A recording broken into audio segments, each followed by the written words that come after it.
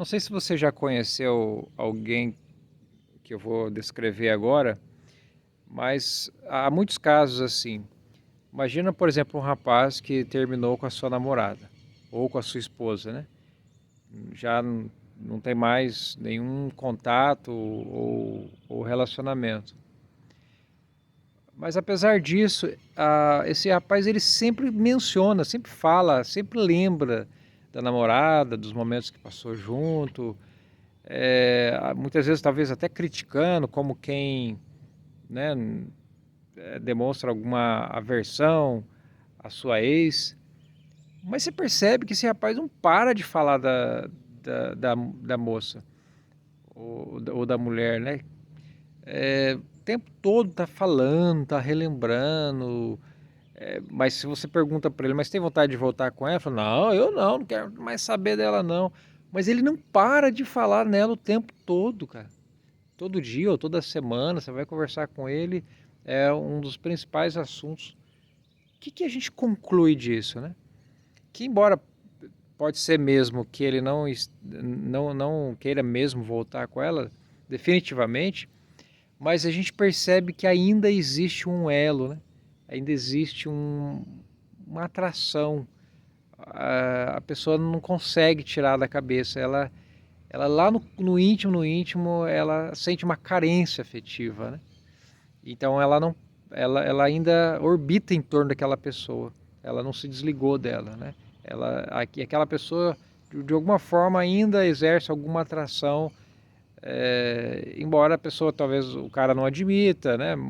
Mas porque quando você não tem realmente nenhuma atração, nenhum fascínio por uma pessoa, você não fala mais nela, você esquece, você desencana, né? Mas quando começa a falar demais, o tempo todo e por longos períodos, você não tem dúvida. Ele ainda tem uma carência afetiva.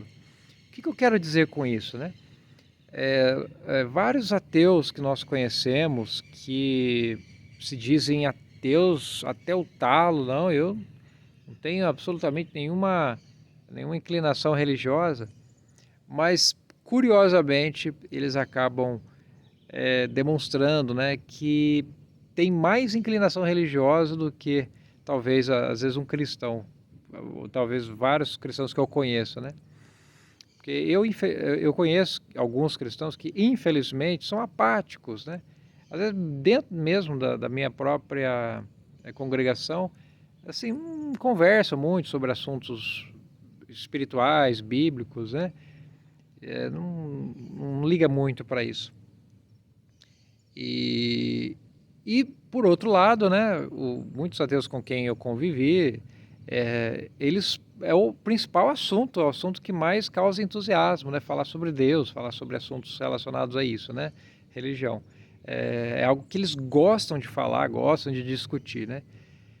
E então eles acabam, né, sendo mais religiosos, em certo sentido, do que às vezes um irmão da minha igreja, né?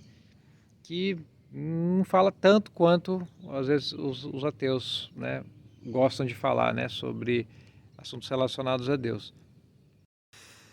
Pode parecer que eu estou aqui provocando, né, algumas pessoas, tipo assim, dando a entender que elas na verdade têm vontade de voltar a ser cristão. Eu não acredito que elas possuem realmente uma vontade de se tornar ser cristãos, né, ou seguir a Bíblia, coisas do tipo.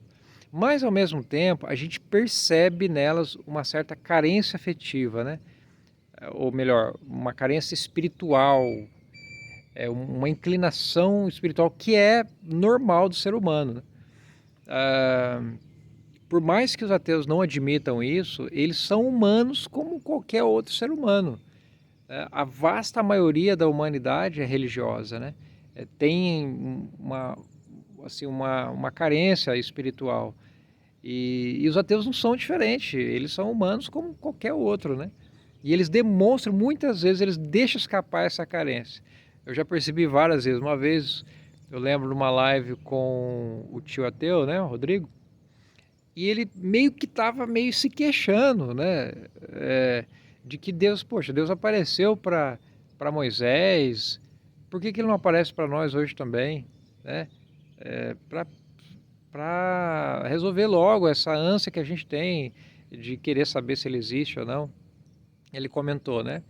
Então ele meio que estava reclamando que Deus apareceu para Moisés e não aparece para ele, deixando ele nessa dúvida da existência de Deus.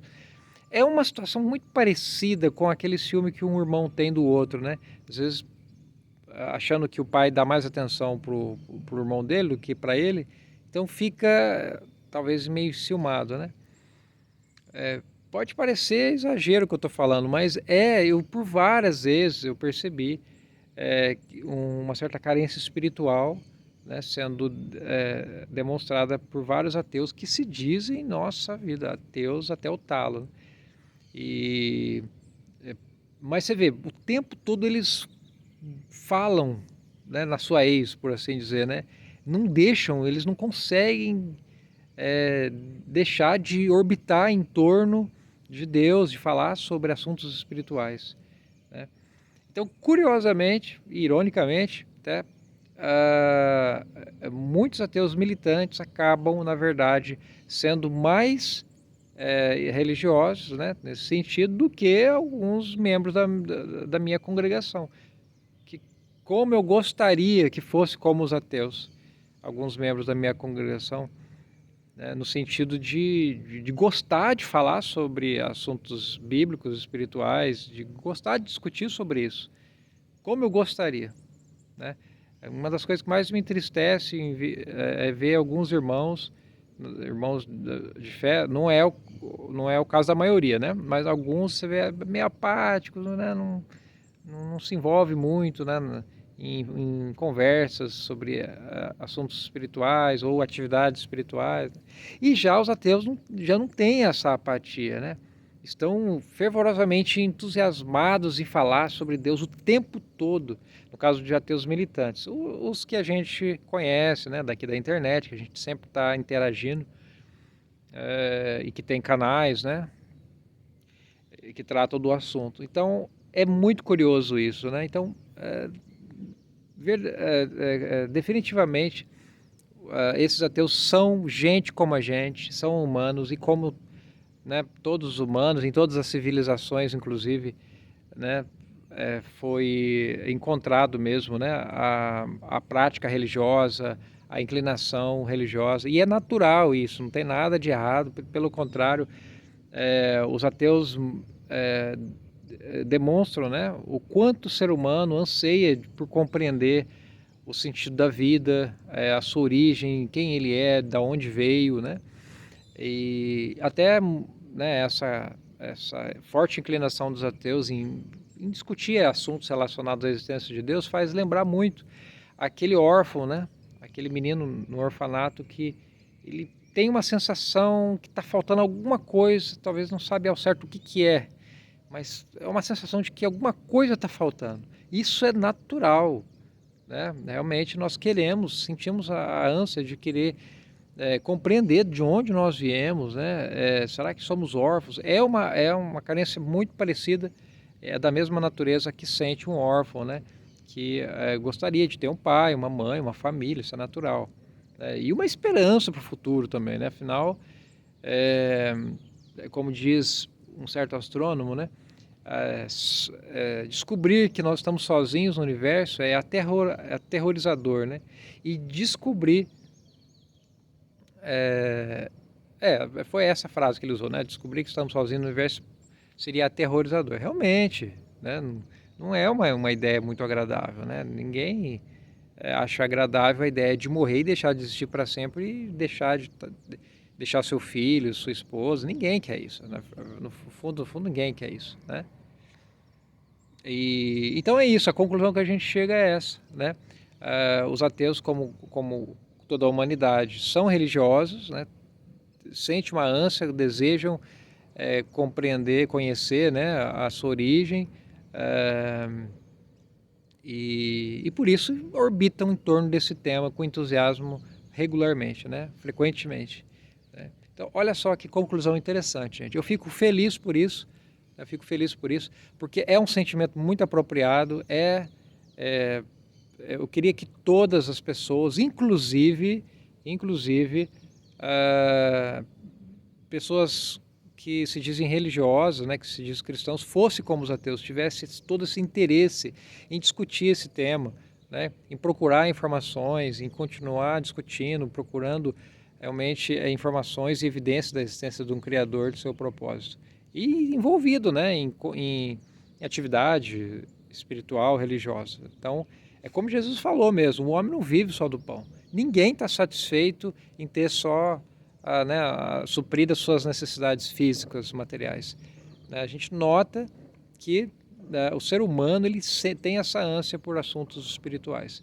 Não são todos, alguns são apáticos, né? Mas no caso dos ateus, não.